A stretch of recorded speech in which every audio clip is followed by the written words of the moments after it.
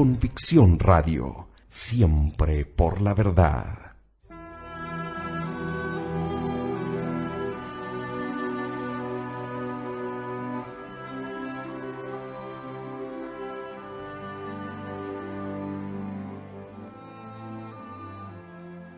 Demostración de la divinidad de Jesucristo y de la religión cristiana.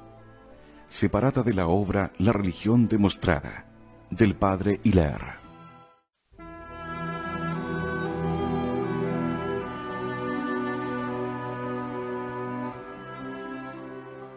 Jesucristo reina como Dios sobre las almas.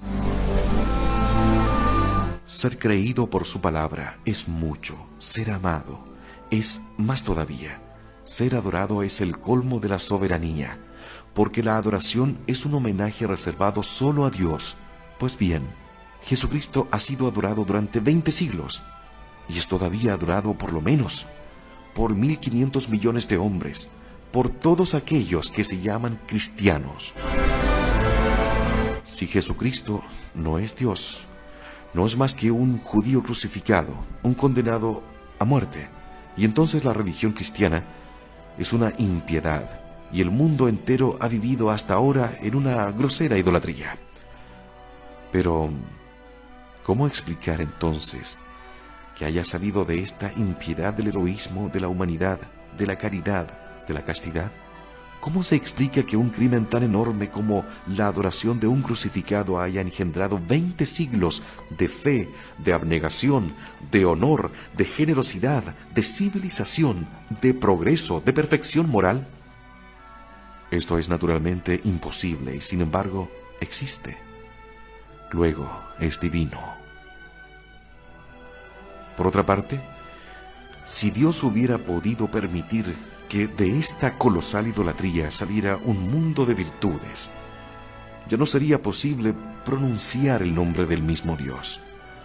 La frase de Napoleón es exacta: no hay Dios en el cielo, ni un hombre ha podido ejecutar el designio de usurpar su autoridad y su culto en toda la tierra.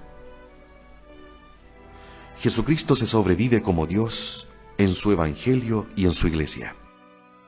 El Evangelio es la palabra siempre viva, siempre presente, siempre eficaz del hombre Dios. La lectura del Evangelio obra en los corazones sinceros, maravillas de santidad que no pueden emanar sino de Dios. La Iglesia, con su admirable propagación, su eminente santidad, su inagotable fecundidad para todo lo bueno, su unidad católica y su inmutable estabilidad, presentan al mundo señales manifiestas de una obra divina.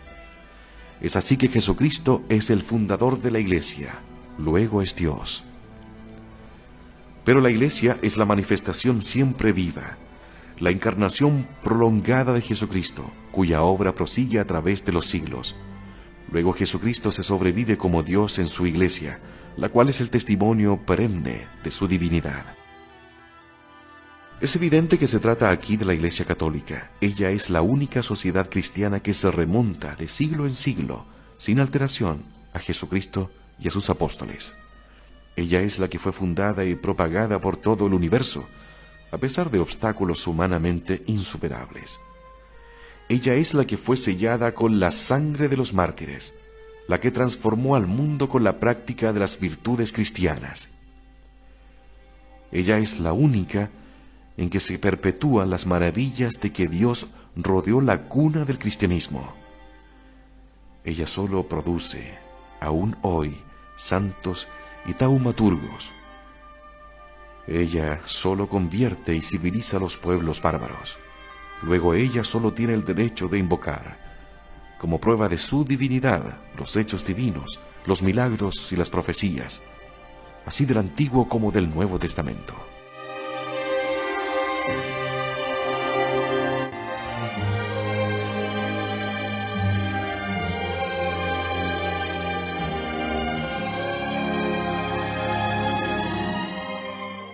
La Iglesia Católica es divina.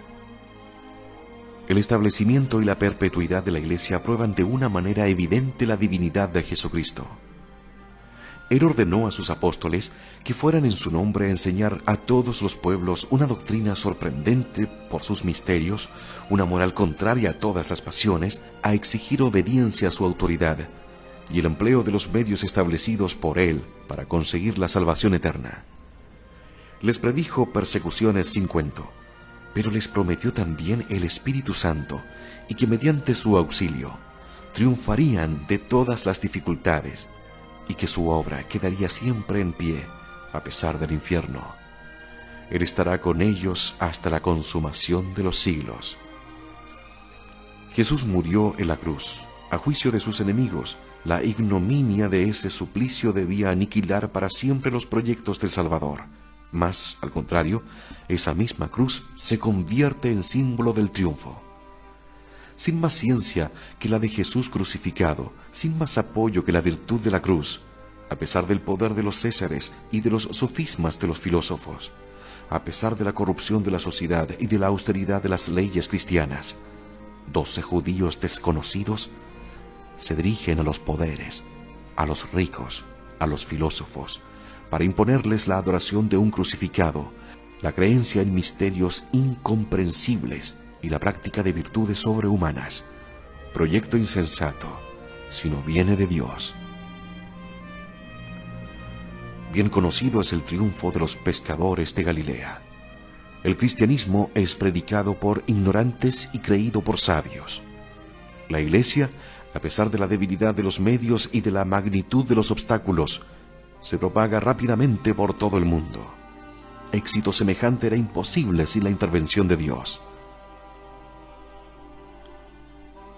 La fecundidad de la Iglesia se manifiesta inmediatamente por sus frutos divinos. Ella arranca a los pueblos de la idolatría, transforma las costumbres, infunde el espíritu cristiano en la familia y en la sociedad civil, y suscita en el mundo una nueva civilización. Esta transformación inmensa no podía realizarse sin el concurso de Dios.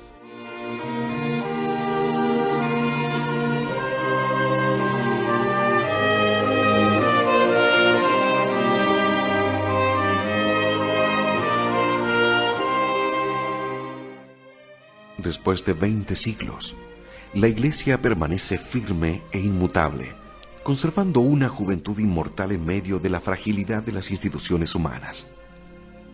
En torno de ella se amontonan las ruinas, los siglos pasan, las tempestades políticas arrancan de cuajo los grandes imperios.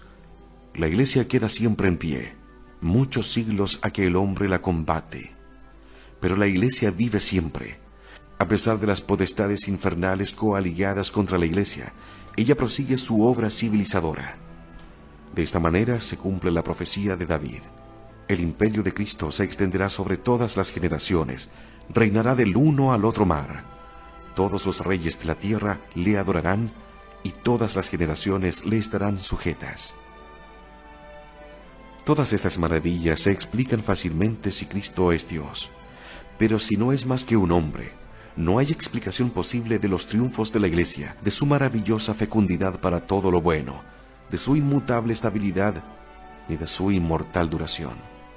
Llamad obras del hombre a todos los que cambia, a todo lo que cae, a todo lo que desaparece en el abismo del tiempo, pero todo lo que vive, todo lo que se agiganta a través de las tempestades de los siglos, lo que nunca envejece ni muere, no puede ser obra del hombre, es obra de Dios. El Concilio Vaticano tiene razón cuando dice: la Iglesia por sí misma, con su admirable propagación, su santidad eminente y su inagotable fecundidad para todo lo bueno, con una unidad católica y su inmutable estabilidad, es un gran motivo de credibilidad. La Iglesia lleva consigo el testimonio irrefragable de su misión divina. El acto por excelencia del poder divino es la creación. Al contemplar la majestad de la naturaleza, la armonía del universo, la fecundidad de la vida, no se puede menos de reconocer una causa suprema, un Dios creador. Y de la misma manera, al contemplar la Iglesia, mundo de las inteligencias, reino de las almas, con sus caracteres divinos, se comprueba fácilmente que no puede ser sino una creación divina. La Iglesia demuestra la existencia de un Dios redentor, como el universo la de un Dios creador.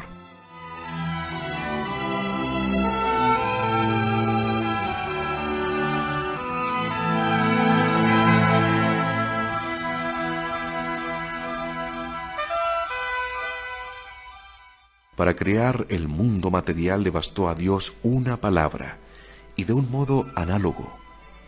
Jesucristo, para engendrar su iglesia, solo necesitó emplear las siguientes palabras: venid, seguidme. Y estas palabras le dieron discípulos. Díjoles luego a estos: id, enseñad. Y esta segunda expresión formó el apostolado, la jerarquía, la infalibilidad, es decir, la iglesia. Jesucristo formó la iglesia a su imagen. Le dio la unidad, porque Él es uno, la santidad porque Él es santo, la autoridad porque Él es el Señor, la catolicidad porque Él es inmenso, la perpetuidad porque Él es eterno.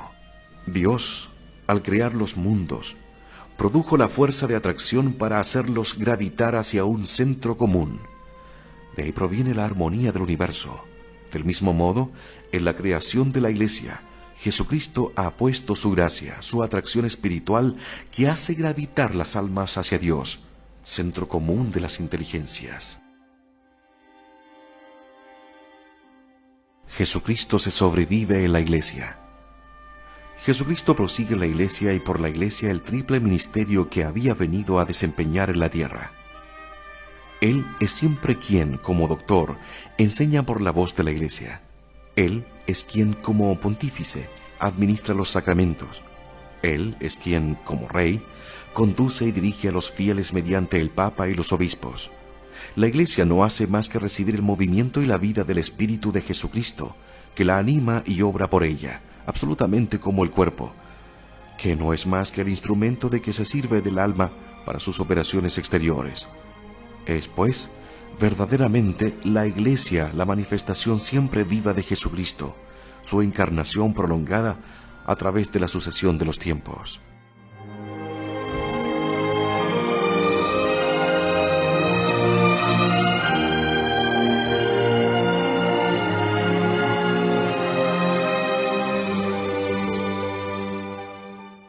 Esta es la conclusión general.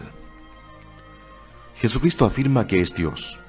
Jesucristo prueba que es Dios con sus hechos, sus milagros, con un libro, el Evangelio, con una institución, la Iglesia.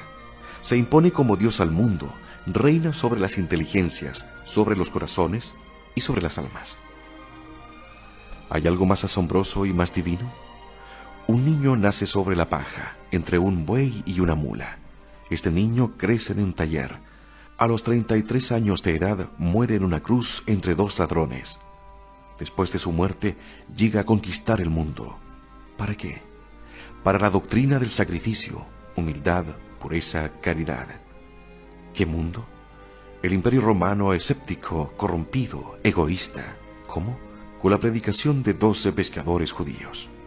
Y después de 20 siglos, siguiendo a los mártires, a los doctores, a las vírgenes, el mundo civilizado está todavía de rodillas a los pies de este niño nacido sobre paja, delante de este hombre muerto en una cruz.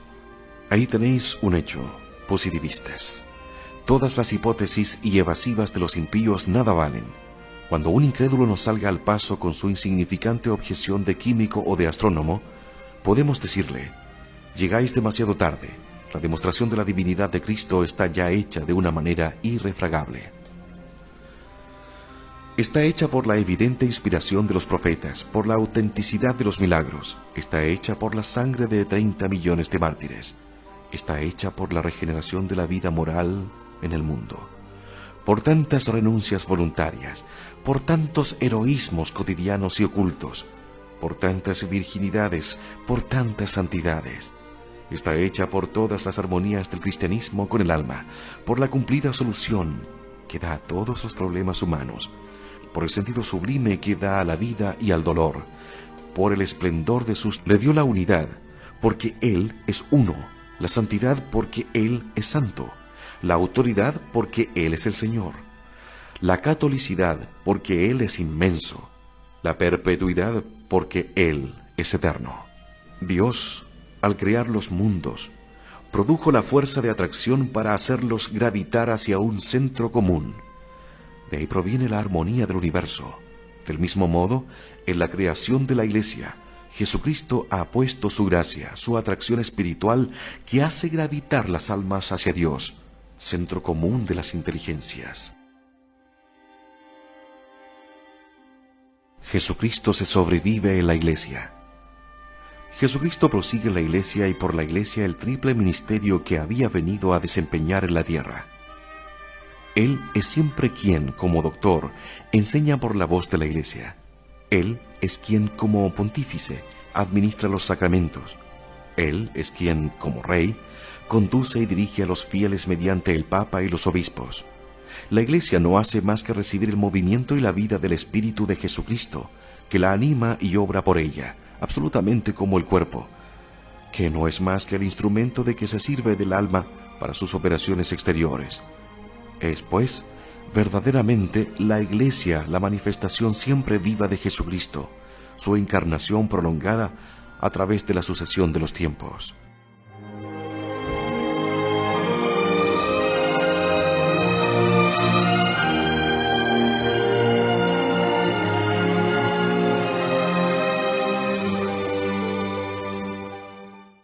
Esta es la conclusión general. Jesucristo afirma que es Dios. Jesucristo prueba que es Dios con sus hechos, sus milagros, con un libro, el Evangelio, con una institución, la Iglesia. Se impone como Dios al mundo, reina sobre las inteligencias, sobre los corazones y sobre las almas. ¿Hay algo más asombroso y más divino? Un niño nace sobre la paja, entre un buey y una mula. Este niño crece en un taller. A los 33 años de edad muere en una cruz entre dos ladrones. Después de su muerte, llega a conquistar el mundo. ¿Para qué? Para la doctrina del sacrificio, humildad, pureza, caridad. ¿Qué mundo? El Imperio Romano escéptico, corrompido, egoísta. ¿Cómo? Con la predicación de 12 pescadores judíos. Y después de 20 siglos, siguiendo a los mártires, a los doctores, a las vírgenes, el mundo civilizado está todavía de rodillas a los pies de este niño nacido sobre paja, delante de este hombre muerto en una cruz. Ahí tenéis un hecho, positivistas. Todas las hipótesis y evasivas de los impíos nada valen. Cuando un incrédulo nos salga al paso con su insignificante objeción de químico o de astrónomo, podemos decirle: llegáis demasiado tarde. La demostración de la divinidad de Cristo está ya hecha de una manera irrefragable. Está hecha por la evidente inspiración de los profetas, por la autenticidad de los milagros. Está hecha por la sangre de 30 millones de mártires. Está hecha por la regeneración de la vida moral en el mundo. Por tantas renuncias voluntarias, por tantos heroísmos cotidianos y ocultos, por tantas virginidades, por tantas santidades. Está hecha por todas las armonías del cristianismo con el alma, por la cumplida solución que da a todos los problemas humanos, por el sentido sublime que da a la vida y al dolor, por el esplendor de sus dogmas, superiores a todas las doctrinas filosóficas. Está hecha por la impotencia de sus perseguidores, por la conversión final de los unos, por la muerte desesperada de los otros y por el grito de todos los julianos moribundos: «¡Venciste, Galileo!». Está hecha, finalmente, por la existencia 20 veces secular de la Iglesia Católica. Es en vano que los racionalistas nieguen toda religión revelada y positiva. La revelación divina, hecha por Jesucristo, Hijo de Dios, está atestiguada por un hecho evidente, gigantesco, incontrastable, más refulgente que el sol: la existencia de la Iglesia Católica, la existencia del cristianismo. Es el acontecimiento más grande de la historia del mundo. 40 siglos le prepararon, 20 siglos viven de su influjo. El mundo es el testigo permanente de la existencia de Dios. La Iglesia Católica es el testigo permanente también de la divinidad de Jesucristo. A Él solo todo el honor y toda la gloria por los siglos de los siglos.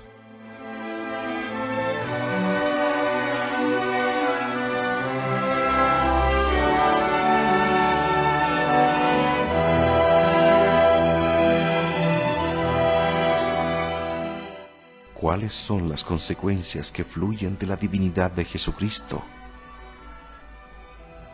Puédanse sacar 3 principales.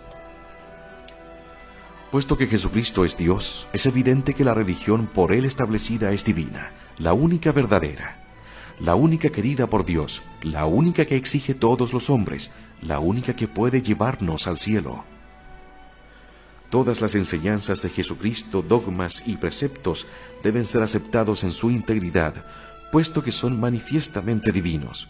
El cielo y la tierra pasarán, pero mis palabras no dejarán de cumplirse.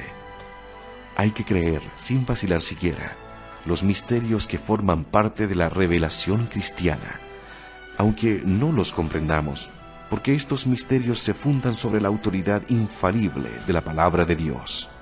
Para demostrar que la religión cristiana es revelada por Dios, se pueden emplear dos métodos. Por el primero, que hemos seguido, se prueba que Jesucristo es un enviado de Dios. Luego, la religión que vino a revelar al mundo es una religión divina. La divinidad del Jesucristo está confirmada también por una serie de hechos históricos que han sucedido después de la muerte de su fundador, a saber, la propagación milagrosa de la religión cristiana, su conservación perpetua a través de los siglos, la constancia y el número de sus mártires, los frutos maravillosos que ha producido en el mundo. El segundo método, más breve, consiste en probar la divinidad de Jesucristo. Una vez demostrado que Jesucristo es Dios, de suyo se sigue que la religión cristiana fundada por Él es divina.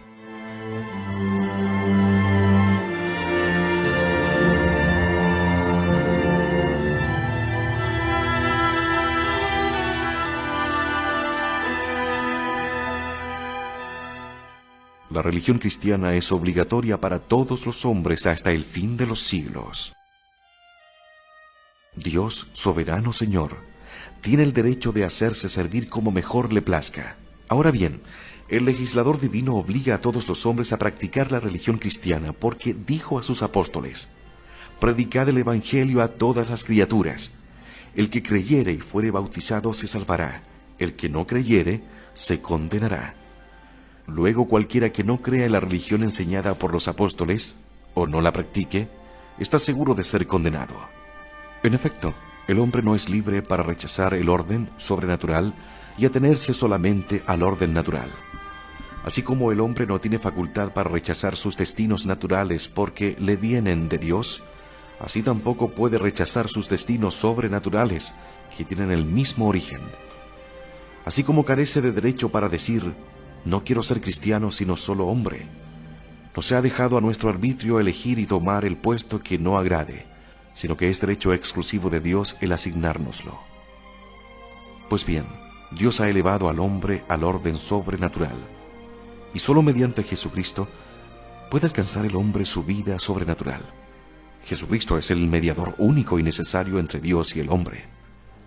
Él se proclama la vida, la verdad, el camino, y dice expresamente que nadie llega al Padre sino por Él.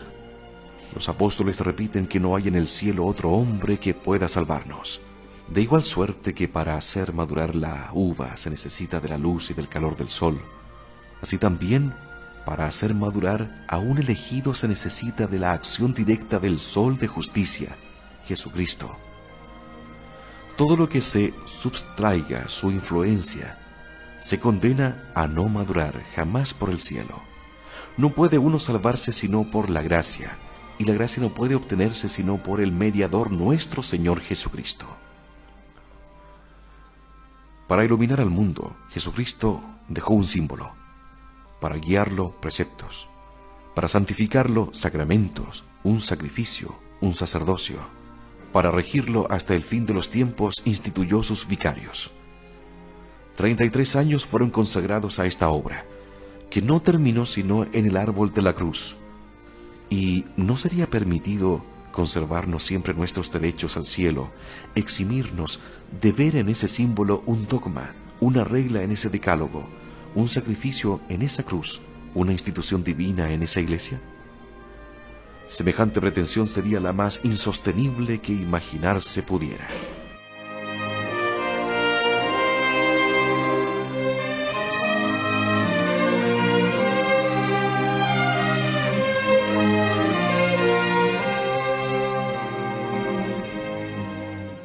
Nuestra regeneración sobrenatural le costó tan cerca al Hijo de Dios que la religión que no aplica los méritos de su sangre derramada en el Calvario no puede ser una institución libre de ser aceptada o rechazada, según convenga. El Verbo Eterno descendió a la tierra, se revistió de nuestra humanidad, sufrió, murió en una cruz.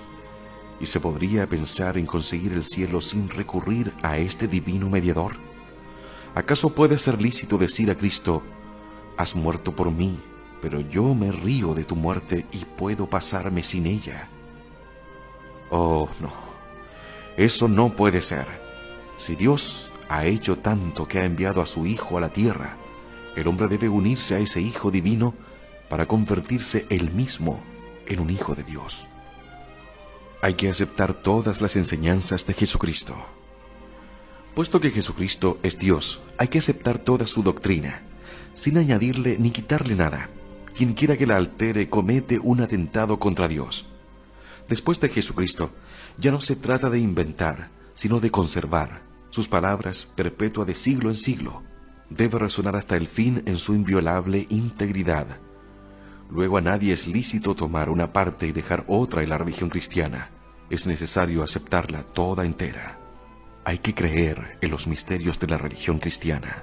Cuando Dios habla, hay que creerle, porque Dios es la verdad misma. Los misterios del cristianismo no son absurdos ni contradictorios, como tampoco lo son los misterios de la ciencia. Únicamente superan algunos, por su naturaleza, nuestra inteligencia limitada, al modo que muchos astros escapan al alcance de los más potentes telescopios. El sabio conoce y comprende una multitud de verdades que son misterios para otros.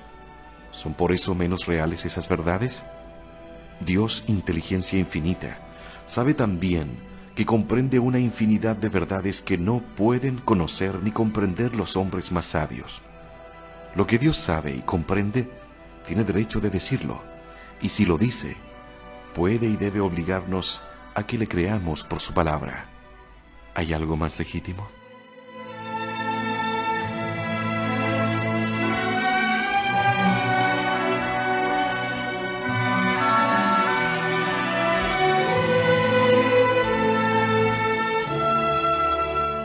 La sola cruz basta para probar el credo católico. En su obra El credo o el refugio del cristiano, Monseñor Gam hace ver cómo una niña de 15 años que conozca un poco de historia puede, con la cruz en la mano, obligar a cualquier incrédulo a declararse católico o a renegar de la razón. El establecimiento del cristianismo es la más sorprendente de las revoluciones. Esta revolución implica los hechos siguientes, pero no se pueden negar de toda la certeza histórica. Hace 2000 años el mundo civilizado era pagano. Hoy el mundo civilizado es cristiano. El paso del paganismo al cristianismo es obra de Jesús de Nazaret, ayudado por 12 pescadores de Galilea. Jesús de Nazaret es un judío crucificado. Los judíos eran entonces, como hoy, odiados por todos los pueblos.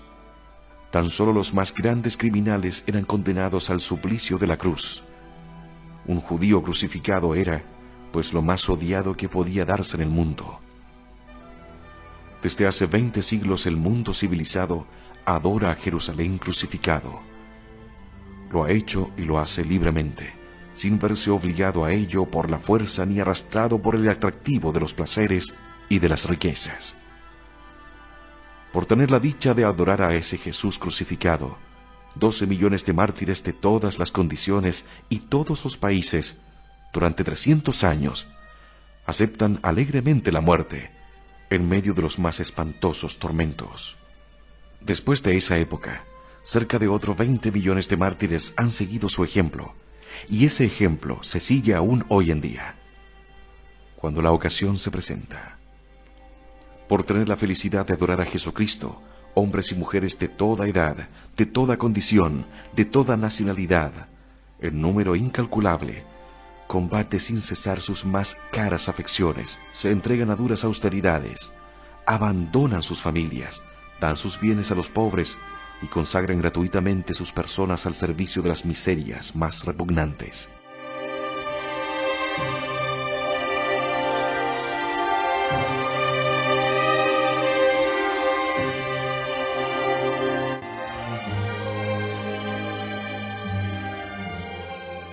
adorando a Jesús crucificado, el mundo ha adelantado en luces, en virtudes, en libertades, en civilización, de una manera sorprendente.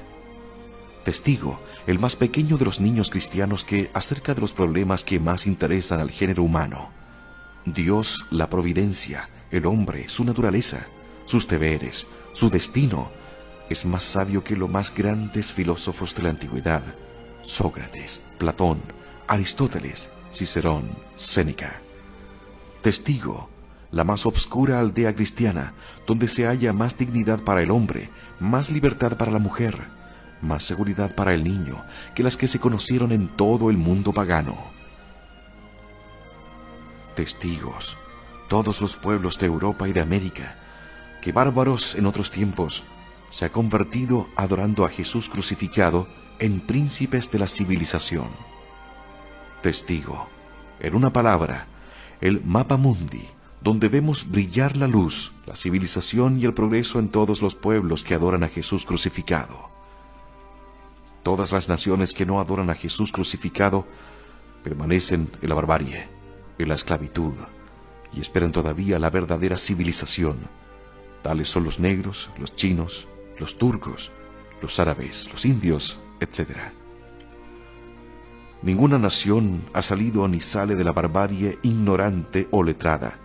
No se libra de la esclavitud ni entra en el progreso, sino adorando a Jesús crucificado y en proporción a la vivacidad de su fe. Testigo, la historia universal.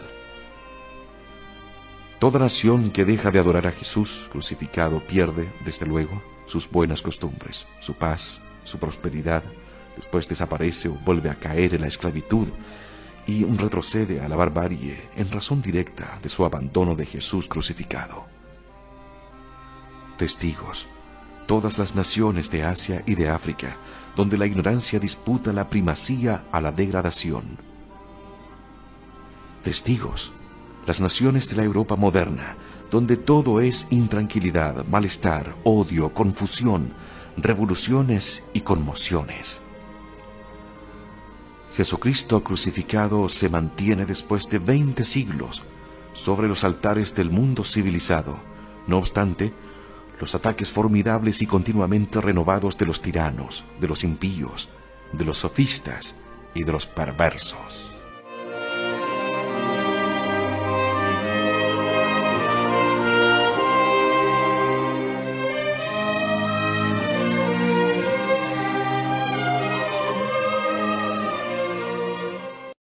Por una excepción única en la historia, allí se mantiene en medio de las convulsiones que 20 veces han mudado la faz del mundo, arrasado los imperios, las dinastías, las repúblicas y las instituciones más firmes. Allí se mantiene amado y adorado, a pesar de la inflexible ley de muerte que pesa sobre todas las obras humanas. Tales son los hechos visibles, palpables, permanentes, que nadie puede poner en duda sin renegar de la historia. ¿Cómo explicar estos hechos increíbles? No hay efecto sin causa. O Jesús crucificado es Dios, o no lo es. Si es Dios, todo se explica. El mundo adora a Jesús crucificado, porque los milagros obrados por Él y por sus discípulos han evidenciado su divinidad y obligado al género humano a creer en ella. No hay nada, entonces, de extraño en que una religión divina se haya propagado milagrosamente y haya producido en el mundo frutos admirables de virtud, de civilización y de progreso. En este caso, siendo el cristianismo obra de Dios, es verdadero, completamente verdadero, enteramente verdadero, y nada posee fundamento más sólido que el credo del cristiano. Pero si Jesucristo no es Dios, el mundo entero, el mundo civilizado, está poseído de locura. No es una verdadera locura que el mundo en pleno siglo de Augusto, dando fe a la palabra de 12 pescadores de Galilea, haya destrozado sus oídos, quemado sus templos, mudado sus leyes y purificado sus costumbres, para adorar como a único Dios del cielo y de la tierra a un judío crucificado. ¿Es esto natural? ¿Esto es posible? Es posible que millones de hombres ricos, pobres, senadores, cónsules, príncipes, en Asia, en África, en Grecia, en Roma, se hayan dejado despedazar, quemar, ahogar por tener el gozo y el honor de adorar como creador del mundo a un judío crucificado, si este judío no es Dios? Es posible que durante 20 siglos el mundo, en vez de salir de su vergonzosa idolatría, haya persistido en la adoración de Jesús crucificado, y que centenares de millones de hombres le amen hasta sacrificarle su fortuna, su libertad, su familia, sus afecciones y sus esperanzas. Es posible que el mundo haya mejorado, se haya hecho más libre, más civilizado, más feliz por todos conceptos, profesando el mayor absurdo, esto es, adorando como Creador y Dios del cielo y de la tierra, a un judío crucificado, a Jesús de Nazaret, si no es verdaderamente Dios. ¿Cómo se explica que la parte del género humano que rehúsa adorar a Jesús crucificado permanezca sumida en la barbarie, en la esclavitud, en un vergonzoso abismo de miserias? ¿Cómo se explica que esta parte degradada del género humano salga de la barbarie, de la esclavitud, de la corrupción y marche por el sendero de la civilización? Este hecho probado por la historia de todos los pueblos, se convierten a la religión cristiana. ¿Es natural y humanamente posible? Es posible que este Jesús crucificado, si no es más que un judío, se haya elevado de un solo salto, de cadalso, donde acababa de expirar, a los altares del mundo entero, y se mantenga allí desde hace 20 siglos, a pesar de todos los esfuerzos de la astucia, de las violencias de la fuerza, del desencadenamiento de las pasiones, unidas para derribarle. Y esto en medio de las ruinas acumuladas de los imperios, de las monarquías, de las repúblicas y de las instituciones humanas. ¿Es posible finalmente que Dios, verdad y poder infinito, haya permitido que este judío crucificado se haya apoderado en proyecto propio de la fe y de la adoración del género humano?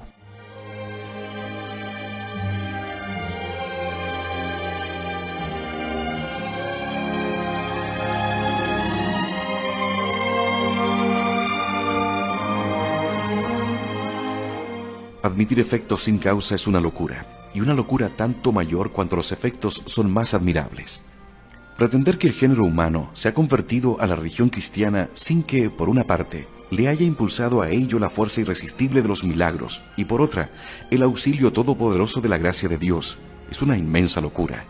Por consiguiente, el incrédulo queda encerrado en un círculo de hierro, del que no puede escapar más que por una de estas dos salidas. O la fe, la plenitud de su vigor, o la locura llevada a los últimos límites.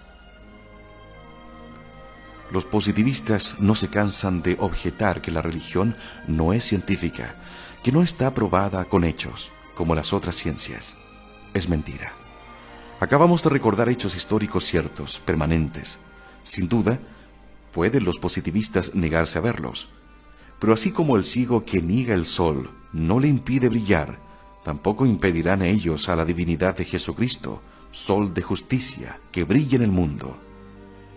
A los ojos del sentido común, el proyecto de hacer adorar a un hombre muerto en una cruz es el colmo de la locura. Solo podía triunfar si ese hombre era realmente Dios. Pero ese proyecto triunfó. Luego Jesucristo es Dios. Sobre este hecho, siempre subsistente reposa el credo del cristiano. Si Jesucristo es Dios, el cristianismo es verdadero, tan solo el verdadero, completamente verdadero. A todos los dogmas que enseña, todos los deberes que impone, no queda más que decir credo.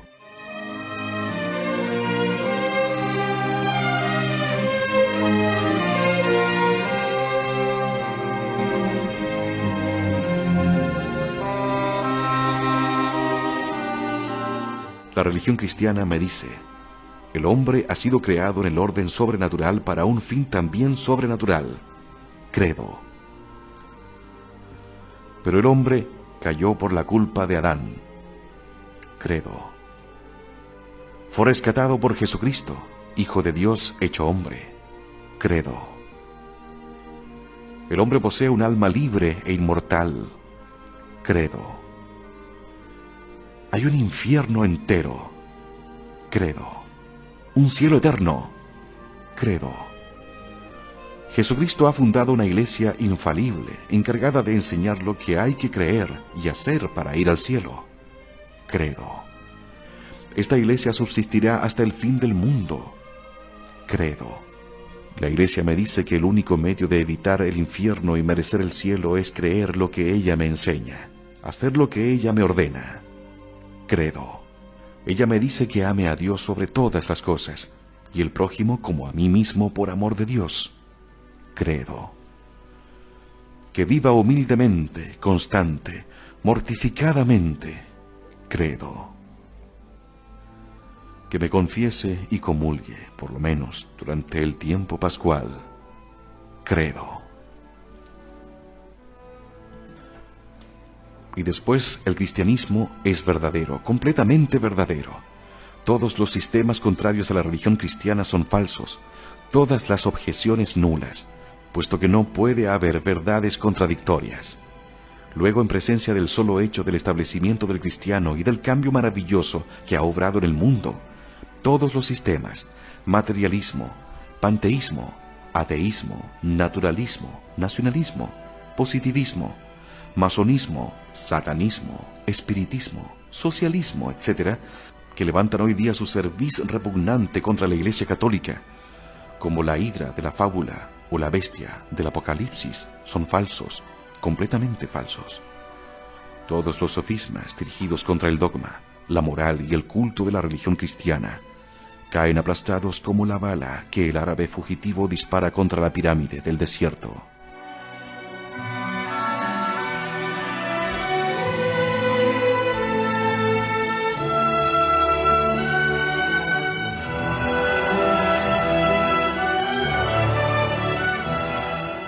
Era el día siguiente de las hazañas del 93. Uno de los jefes de la República, que había asistido al saqueo de las iglesias y a la manzana de los sacerdotes, se dijo a sí mismo: ha llegado el momento de reemplazar a Jesucristo. Voy a fundar una religión enteramente nueva y de acuerdo con el progreso. Al cabo de algunos meses, el inventor Reveler acude desconsolado a Bonaparte, primer cónsul, y le dice: ¿lo creeríais, señor? Mi religión tan linda no prende. Ciudadano, colega, responde Bonaparte, ¿tenéis seriamente la intención de hacer competencia a Jesucristo? No hay más que un medio. Haced lo que Él. Haceos crucificar un viernes y tratad de resucitar el domingo. Lepox no creyó conveniente aventurarse a tal ensayo, y la nueva religión pasó, entre silbidos, a la religión de las utopías.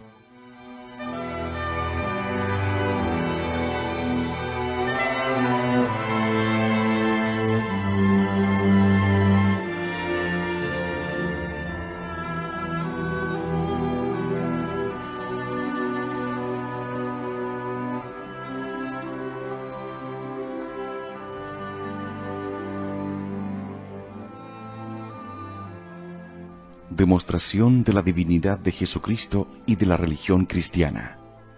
Separada de la obra La religión demostrada, del padre Hilaire.